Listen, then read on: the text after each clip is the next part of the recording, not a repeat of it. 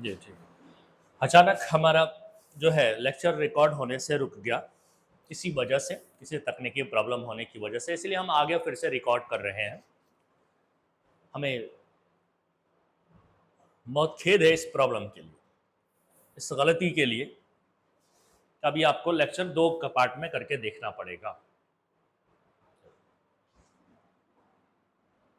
बहरहाल हम लोग ये बात कर रहे थे डेप्लोटीन स्टेज का, जो रिकॉर्डिंग रुका था, तो हम फिर से एक बार रिपीट कर देते हैं कि डेप्लोटीन स्टेज जो है, इसके बाद पैचेटिन स्टेज के बाद जो स्टेज आता है वो डेप्लोटीन स्टेज आता है। और डेप्लोटीन स्टेज आने का मतलब ये है कि वहां पे साइनोप्टेन्यूमल कॉम्प्लेक्स का डिसोल्यूशन शुरू हो गया।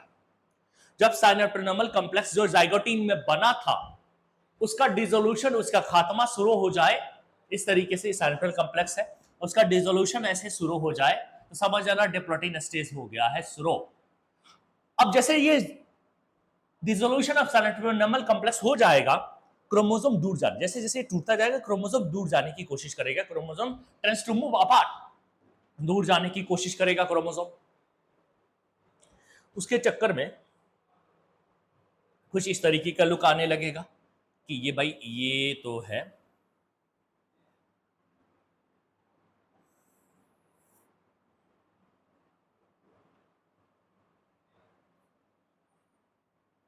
इस तरह से, ये तो ठीक है। लेकिन अब ये दूर जाने की कोशिश करें, ये दूर तो आ गए, लेकिन यहां पे फंस गया पेच। यहां जो रिकॉम्बिनेंट न्यूड्यूल है ना, ये नहीं टूटने वाला, ये अलग नहीं होने वाला, ये अलग नहीं होने देगा अभी फिलहाल। तो यहां से तो अलग हो गया, ये अलग हो गया, ये अलग हो गया, लेकिन ये खिंच रहा है। खिंचने के चक्कर में रिकॉम्बिनेंट न्यूड्यूल का यहां पे ऐसा शेप आ जाता है। रिकॉम्बिनेंट न्यूड्यूल होने की वजह से नीचे की तरफ ऐसे एक्स शेप स्ट्रक्चर बन जाता है, एक्स शेप स्ट्रक्चर बन जाता है।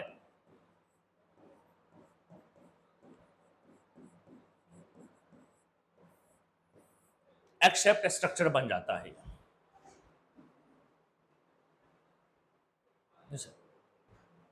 एक्स शेप स्ट्रक्चर बन जाता है इस तरीके से। और इस एक्स शेप स्ट्रक्चर को हम लोग क्या बोलते हैं? कैस्मेटा। डेप्लोटीन स्टेज में डिसोल्यूशन ऑफ साइनोप्टेन्यूमल कॉम्प्लेक्स होता है, जिसकी वजह से क्रोमोसोम अब ये दूर जाने की कोशिश करता है। और जब दूर जाने के चक्कर में नीचे जो रिकॉम्बिनेंट न्यूड्यूल बन रखा था क्रॉसिंग ओवर की वजह से, वो भी खिंचता है। और ऐसा क्या होगा? खिंचता है लेकिन टूटता नहीं, अलग नहीं होता, एक्स शेप बॉडी बन जाएगा, एक्स शेप स्ट्रक्चर बन जाएगा। उसको कैस्मेटा कहेंगे हम। जो पढ़ो कैस्मेटा पढ़ो, कैस्मेटा पढ़ो, कोई बात नहीं, प्रोनाउंसिएशन वो तुम्हारे हाथ में है। नीट में वैसे भी हमें टिक मारना है या सर्कल करना है, पढ़ के सुनाना तो है नहीं। चलो,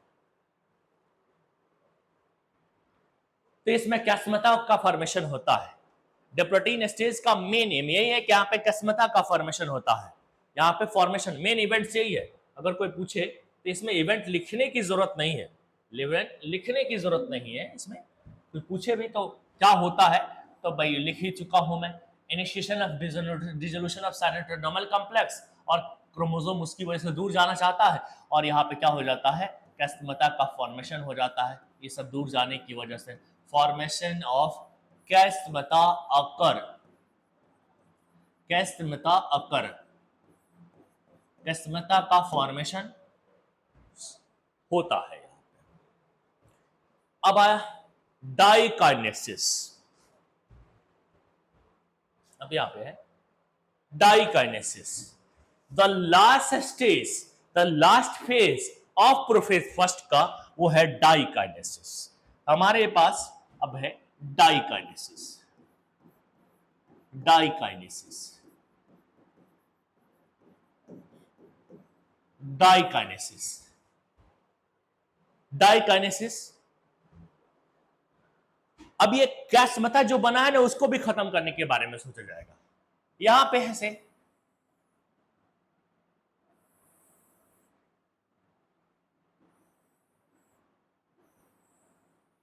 ये यहां पे कैस्मेटा बना हुआ था, ये कैस्मेटा बना हुआ है ऐसा। इसमें क्या किया, क्या होगा कि भाई और मूव किया जाएगा और हटाने की कोशिश की जाए, खींचा जाएगा जबरदस्ती। तो ये जो ऊपर था गाट नोड्यूल, अब वो नीचे की तरफ खिसकेगा। ये क्या है ये वाली, इसको मैं थोड़ा सा अलग दिखा देता हूं। ये मेरे पास क्या है, ये रिकॉम्बिनेंट नोड्यूल्स है, ये रिकॉम्बिनेंट नोड्यूल है। अभी फिलहाल बचा हुआ है कुछ जो कैस्मता का बनने में मदद किया हुआ है, जो कैस्मता उसकी वजह से कैस्मता बना हुआ अभी तक एक्स स्ट्रक्चर में ही मौजूद है ना, तो इस रिकॉम्बिनेंट नोड्यूल की वजह से मौजूद है। अभी जैसे का और खींचेगा ना, तो ये वाला चीज टिप की तरफ शिफ्ट होना शुरू हो जाएगा, कुछ इस तरीके का बन जाएगा।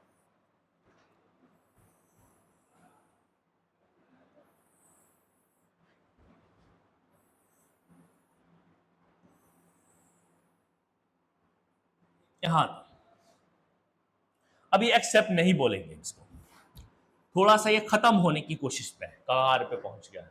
इसको कहते हैं terminalization of chiasmata, terminalization of कैस्मता, कैस्मता के खत्म करने के तरफ जा चुका है, इसको हम लोग बोलते हैं terminalization of, terminalization of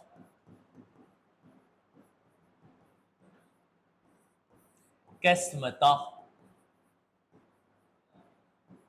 terminalization of कैस्मता।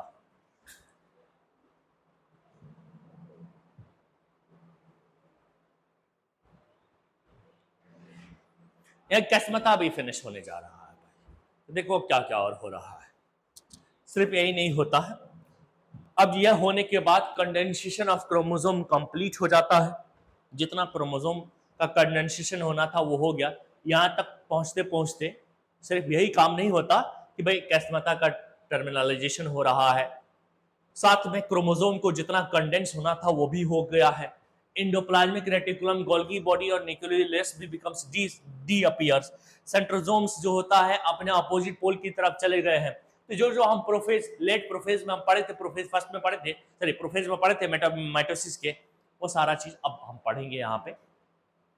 ये थोड़ा सा बहुत सारे चेंज के साथ था, इसीलिए हम एक एक करके बात किए, लेकिन हमने देखा कि भाई प्रोफेज और प्रोफेज फर्स्ट में काफी ज्यादा फर्क है, डिफरेंस है।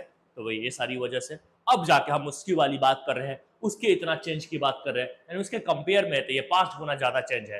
अब जाके उसके चेंज के बराबर का चेंज की यहाँ पे बात कर रहे हैं। डाइकाइनेसिस से उसके बराबर का काफी है, यानी माइटोसिस का प्रोफेज और मियोसिस का, मियोसिस फर्स्ट का, प्रोफेज फर्स्ट का जो डाइकाइनेसिस है वो उसके बराबर है, उसके बराबर है, वो उसके बराबर है।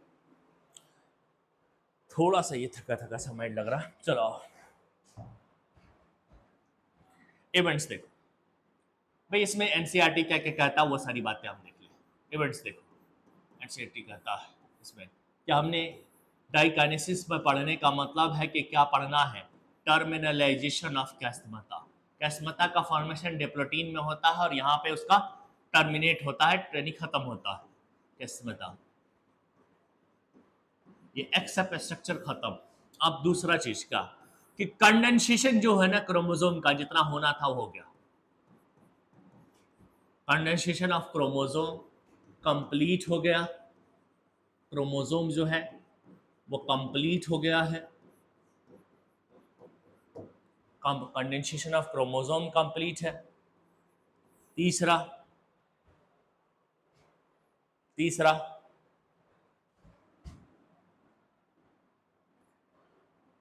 सेंट्रोसोम, जो 2 सेंट्रियोल का पेयर है centrosomes, move toward opposite poles, opposite poles की तरफ चले जाते हैं, मूव टुवर्ड अपोजिट पोल्स।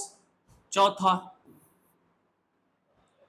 ये सब इससे वे क्या क्या कर सकते हैं हम लोग याद रखने हैं, endoplasmic reticulum, Golgi body and nucleolus become disappear, disappear, खत्म।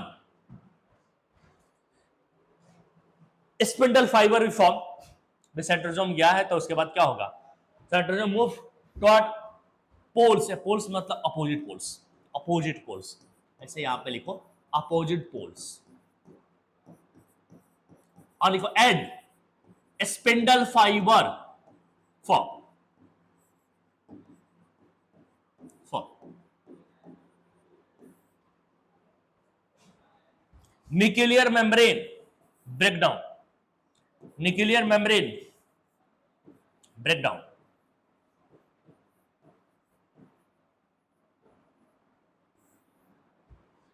Prophase first complete. Now prophase का फर्स्ट जो है वो कंप्लीट हो गया।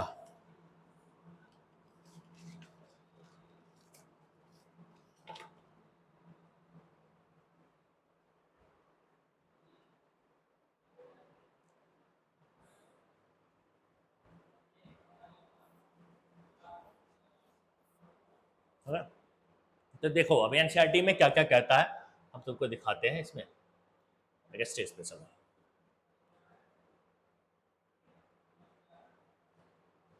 अब हम लोग एनसीईआरटी में इस प्रोफेज फर्स्ट को पढ़ के देखते हैं। ये सब तो हम पढ़ ही चुके हैं।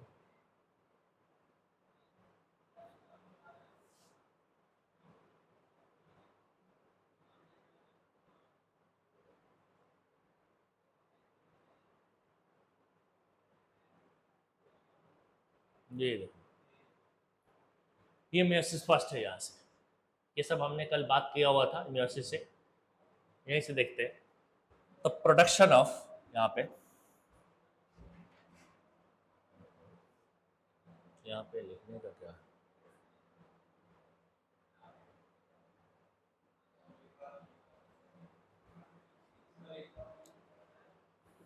नहीं है। एक मिनट,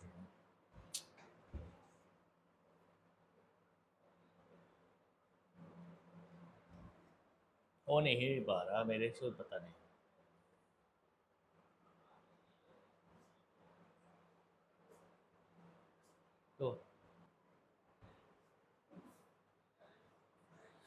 तो चलो हम लोग मेयोसिस से स्टार्ट कर लेते हैं। यहाँ पे क्या क्या लिखता है देखिए। Production of of spring by sexual reproduction include the fusion of two gametes, हम ये सब जानते हैं। इसको बड़ा करें।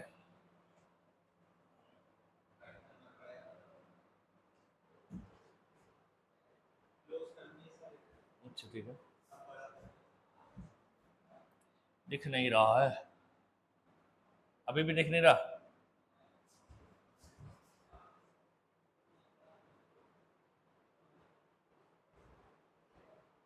इससे ज्यादा हो नहीं रहा।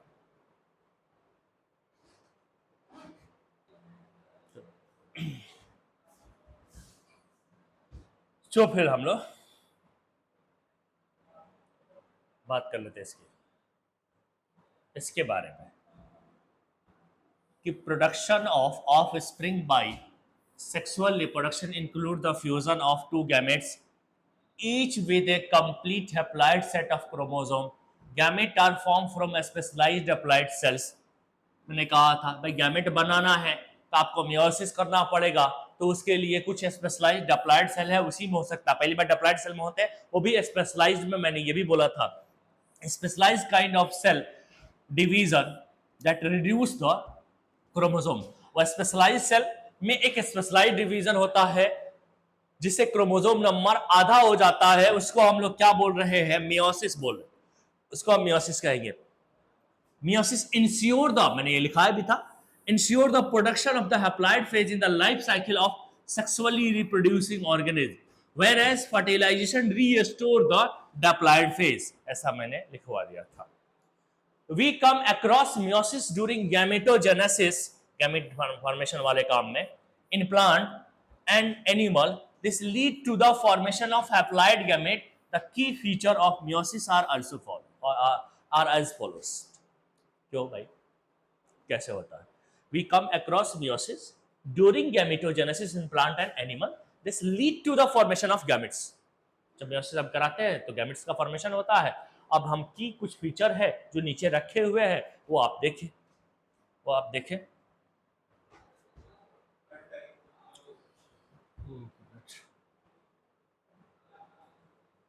ठीक है। यहाँ पे अब आते हैं इतने पे, ठीक है, इतने पे आते हैं।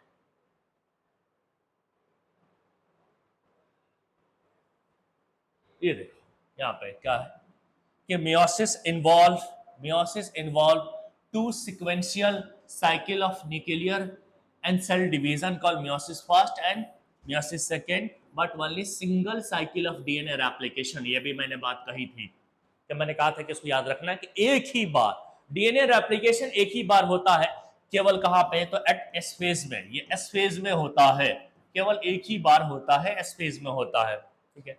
फिर मियोसिस फर्स्ट इज इनिशिएटेड, ये भी मैंने बात लिखवाई थी, initiated after the parental chromosome have replicated to produce the identical sister chromatid at the S phase. ये मैंने बात कही थी कि मियोसिस फर्स्ट उसी वक्त इनिशिएट हो जाता है जब एस फेज के अंदर पैरेंटल क्रोमोसोम की कॉपी बनती है, ये बात बोली थी हमने, ये बात बोली थी हमने, ठीक है। पैरेंटल क्रोमोसोम की जब कॉपी बनती है तभी हो जाता है। फिर meiosis involve pairing of homologous chromosome, मैंने कहा कुछ मियोसिस के अंदर इंपॉर्टेंट बातें हैं, जैसे पेयरिंग ऑफ होमोलोगस क्रोमोसोम, इसको हम लोग सिनेप्सिस कहते हैं, ऐसा हम लोगों ने पढ़ा है। चलो ये दिख नहीं रहा, हम दूसरे ले लेते हैं, इसको हम लोग सिनेप्सिस कहते हैं, ये पेयरिंग ऑफ होमोलोगस क्रोमोसोम को ही हम लोग सिनेप्सिस कहते हैं, ठीक है। रिकॉम्बिनेशन यानी रिकॉम्बिनेंट न्यूड्यूल का फॉर्मेशन होता है between non sister chromatids of homologous chromosome, 4 haploid cells are form. मैंने कहा भी था, ये खैर बचपन की बात है कि जब भी मियोसिस कंप्लीट होता है किसी diploid cell, specialised diploid cell में होता है, और जब भी मियोसिस कंप्लीट होता है, तो जब मियोसिस होगा, एक बार जब मियोसिस कहीं पे कंप्लीट होता है तो 4 हैप्लॉइड सेल का फॉर्मेशन हो जाता है, 4 हैप्लॉइड सेल्स का फॉर्मेशन हो जाता है, ये मैंने कहा था। और at the end of the meiosis second, मतलब मियोसिस फर्स्ट और सेकेंड दोनों कंप्लीट होगा तो मियोसिस कंप्लीट हो जाएगा। यानी इसका मियोसिस में क्या है, मियोसिस फर्स्ट भी है एंड मियोसिस सेकेंड, जब ये दोनों कंप्लीट हो जाएगा यानी मियोसिस कंप्लीट हो जाएगा तो 4 हैप्लॉइड सेल बन जाएंगे। Meiotic events can be grouped under the following phase, ये एक इवेंट्स है, ये एक इवेंट्स है, ये सारी चीजें उसमें दे रखा है, ये प्रोफेज, ये हम पढ़ चुके हैं सारा, ये भी हमें बातें कर चुके हैं, डिस्कस कर चुके हैं हम लोग। अब चलो थोड़ा और आगे बढ़ो, हमारे पास यहाँ पे आ गया मियोसिस फर्स्ट, मियोसिस फर्स्ट आ गया,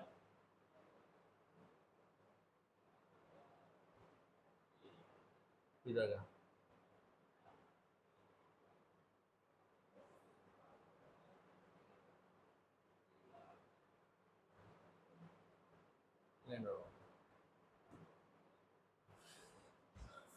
तुम देखो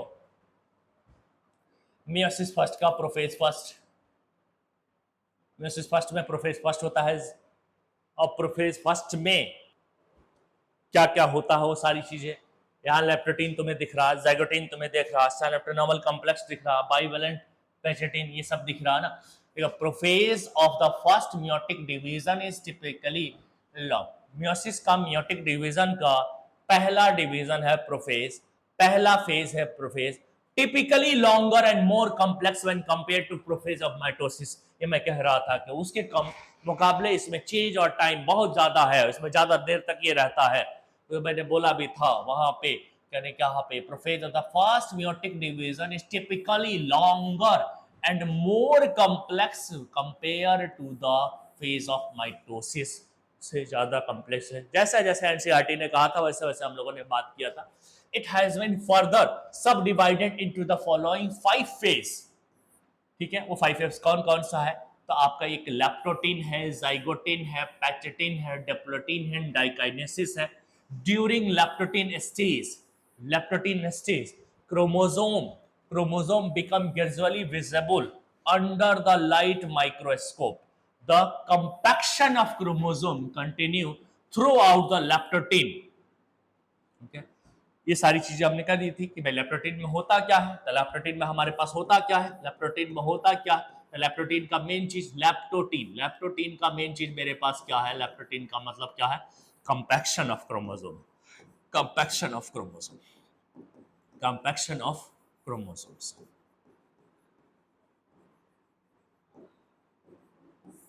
compaction of chromosome. This is followed by the second stage of prophase. First is called zygote, फौरन बाद zygote आता है, और zygote स्टेज में होता क्या है, एसोसिएशन होता है क्रोमोसोम का, ठीक है, उसको हम क्या बोलते हैं, साइनेप्सिस बोलते हैं। such period of chromosomes are called homologous chromosome. जो साइनेप्सिस में क्रोमोसोम की पेयरिंग होती है, भाई साइनेप्सिस किस में होता है, किस स्टेज में होता है? जाइगोटीन की मेन पहचान क्या है? जाइगोटीन की मेन पहचान क्या है? साइनेप्सिस। और इस साइनेप्सिस के अंदर जो दो क्रोमोसोम पेयरिंग करेंगे वो दोनों को दोनों कैसा होना चाहिए? होमोलोगस क्रोमोसोम होना चाहिए। वो दोनों के दोनों कैसा होना चाहिए? होमोलोगस क्रोमोसोम होना चाहिए। इलेक्ट्रॉन माइक्रोग्राफ यानी electron microscope of this stage, microscope से जब हम इस स्टेज को देखते हैं तो क्रोमोसोम के साइनेप्सिस यानी पेयरिंग हमको नजर आता है। And by the formation of the complex structure, chromosome की जो साइनेप्सिस है वो हमको दिखता है, और हमको ये भी दिखता है कि वो खास तरीके के एक कॉम्प्लेक्स स्ट्रक्चर के थ्रू हो रहा है, उसका नाम है साइनेप्टोनेमल complex. Electron micrograph of this stage indicate the chromosomal cytoplasm is accompanied by the formation of complex structure is called synaptonemal complex। ठीक है, the complex formed by a pair of synapsed, the complex formed by a pair of synapsed homologous chromosome is called bivalent, ये मैंने बोला भी था, या tetrad. However, चलो हटाओ ये सारी चीजें को, फिर यहाँ पे हमारा पैचेटिन स्टेज शुरू हो जाता है। और पैचेटिन स्टेज में हमने क्या देखा कि पैचेटिन स्टेज में जाके मेरा ऊपर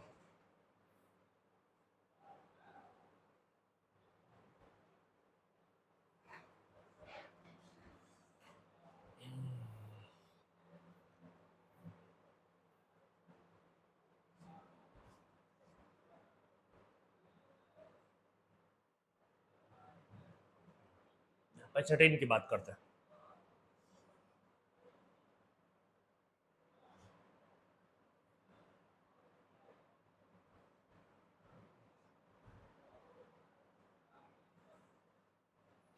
Pituitary. During this stage, four chromatids of each bivalent chromosome become a distinct and clearly appears as tetrad। मैंने कहा था टेट्राड और बाइवेलेंट बनता तो जाइगोटिन है, लेकिन दिखता यहाँ पे है, जो मैंने बोला था ये भी लिखा हुआ है। This stage is characterized by the appearance of the recombination nodule, the site at which the crossing over occurs between the non-sister chromatids of the homologous chromosomes। इस stage characterized by appearance of recombination nodule, इस stage में recombination nodule का formation होता है, जहां पे ये crossing over होता है, वहीं पे non sister chromatids of the homologous chromosome के बीच में जहां क्रॉसिंग ओवर हो रहा है, नॉन सिस्टर ये एक क्रोमोसोम होता है मैंने बताया था, और एक दूसरा ये क्रोमोसोम है, इनके जो नॉन सिस्टर ये नहीं, इस वाले में पहला और ये चौथा, ये दूसरा ये तीसरा, तो पहला और चौथे भी दोनों क्या है, एक दूसरे के लिए नॉन सिस्टर है। उसमें क्या हो रहा है, ये क्रॉसिंग ओवर इस तरह से हो रहा है, इसको इस प्रोसेस को क्रॉसिंग ओवर कहते हैं। और इस क्रॉसिंग ओवर की वजह से यहाँ पे क्या बन रहा है, रिकॉम्बिनेंट न्यूड्यूल का फॉर्मेशन हो जा रहा है। ये बोला है इतने क्रॉसिंग ओवर की वजह से exchange of genetic material occur between homologous chromosome। crossing over is also enzyme mediated process, और उस एंजाइम का नाम है recombinase enzymes। ये मैंने बोला था recombinase enzyme। crossing over lead to the recombination of genetic material of the यानी कि रिकम्बिनेशन ऑफ जेनेटिक मटेरियल, यानी कि न्यू जेनेटिक कॉम्बिनेशन बनाता है, ऐसा मैंने बोल दिया था, of two chromosome. Recombination between homologous chromosome is completed by the end of the pachytene. जब पैचेटिन एंड हो जाता है तो रिकम्बिनेशन भी कंप्लीट हो जाता है, एक नई कॉम्बिनेशन बनना भी कंप्लीट हो जाता है। Living the chromosome link at the site of the crossing over. ठीक है, अब बिगिनिंग ऑफ डिप्लोटिन। डिप्लोटिन को कैसे हम जानेंगे, बिगिनिंग ऑफ डिप्लोटिन कैसे कहेंगे कि डिप्लोटिन आ गया, तो हमने बहुत अच्छे से बोला हुआ था तुम्हारे सामने। Beginning of diplotene is recognised by the dissolution, यानी एज इनिशिएशन मैंने बोला था, बिगिनिंग बात से मैंने कहा था कि इसका शुरुआत तभी होगा जब dissolution of synaptonemal complex and tendency of the recombined homologous chromosome of the bivalent and separated from each other, ठीक है, at the site of the crossing over। ये क्रॉसिंग ओवर की तरफ जाना चाहिए, तो मतलब ये तभी डिप्लोटिन स्टेज शुरू होता है जब साइटोनोमल कॉम्प्लेक्स का डिसोल्यूशन हो and tendency of the recombination homologous chromosome, तो रिकम्बाइंड होमोलोगस क्रोमोसोम है जो दो आपस में रिकम्बाइंड हो चुके हैं, उनकी टेंडेंसी है कि वो सेपरेट हो एक दूसरे से, लेकिन वो एक जगह से सेपरेट हो नहीं पाएंगे, जहां पे एक्सेप्ट लिखा ना मैंने, एक्सेप्ट इनकी टेंडेंसी है, मतलब ये जो क्रॉसिंग ओवर हुआ है यानी रिकम्बाइंड जहां पे हुआ है, ये अलग होने की कोशिश करेंगे, क्योंकि यहाँ पे जो सेनेटोनॉमल कॉम्प्लेक्स है वो टूट चुका है। तो जब ये अलग होने की कोशिश करेंगे तो एक जगह से नहीं हो पाएंगे, वो है accept at the site of the cross over के साइड से नहीं हो नहीं पाएंगे, जिसकी वजह से वो ऐसा एक्स शेप्ड आके स्ट्रक्चर बन जाता है। X shaped structure that is called the chiasmata is form in oocyte some vertebrates. यहाँ पे एक बात बहुत इंपॉर्टेंट है, यहाँ पे एक बात बहुत इंपॉर्टेंट है, हम लिखा देंगे अभी बाद में। यहाँ पे एक एक्सेप्शन है, यहाँ पे एनसीईआरटी में हमारे पास एक एक्सेप्शन दे रखा है कि in oocyte of some vertebrates diplotene can last for months और ईयर्स। क्योंकि ऐसा है कि जो oocytes है वर्टिब्रेट्स की जो ओवम का फॉर्मेशन होता है ना, उसमें एक स्टेज आता है oocyte स्टेज। oocytes हम उसको बोलते हैं, वैसे भी ओवम को भी oocyte ही बोलते हैं। वो उसके अंदर जो है ना डिप्लोटीन महीनों और सालों तक चल जाता है, अरेस्ट होता है। यहाँ पे अरेस्ट होता है, इसीलिए महीनों और सालों तक चल जाता है। हालांकि महीनों और सालों तक चलने का नहीं है, बस यही पे एक मसला है। Final stage of the meiotic prophase first, prophase first का जो फाइनल स्टेज है वो डाइकाइनेसिस है, ऐसा मैंने भी बात था। और डाइकाइनेसिस स्टार्ट हो गया, इस बात की क्या पहचान है, एक कैस्मता का टर्मिनलाइजेशन हो गया हो, कैस्मता का टर्मिनलाइजेशन हो जाएगा तो समझ जाना कि डाइकाइनेसिस शुरू हो चुका है। During this phase chromosome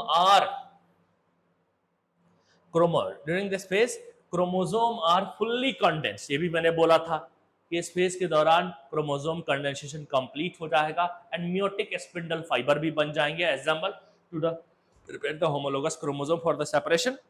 By the end of the dikinesis, the nucleolus disappear and the nuclear envelope also break down. ये मैंने बोला था, न्यूक्लियर मेम्ब्रेन टूट जाएगा, न्यूक्लियोलस डिसअपियर हो जाएगा। Diakinesis represent transition to metaphase.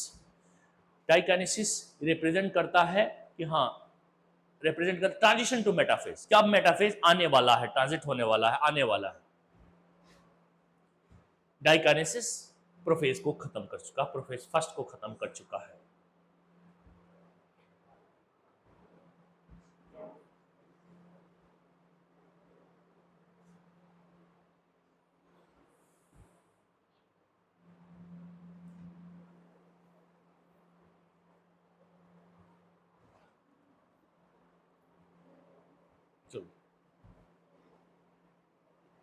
तो आज का लेक्चर हम यहीं पे खत्म करते हैं, कल से इंशाल्लाह पूरा करेंगे। अगर आपको वीडियो पसंद आया हो तो वीडियो को लाइक करें और चैनल को सब्सक्राइब करें।